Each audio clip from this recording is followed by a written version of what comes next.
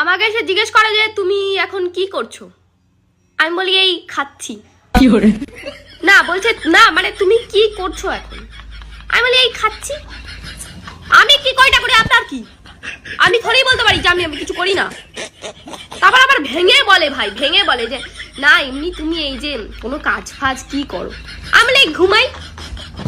ঘুমানোটা কাজ না, ঘুমালে লোকে বাঁচতে পারে? এটাও কাজের মধ্যে পড়ে। না খেলে মানুষ বাঁচতে পারে? ঘুমানো আর খাওয়াটা অনেক জীবনের সবচেয়ে বড় কাজ।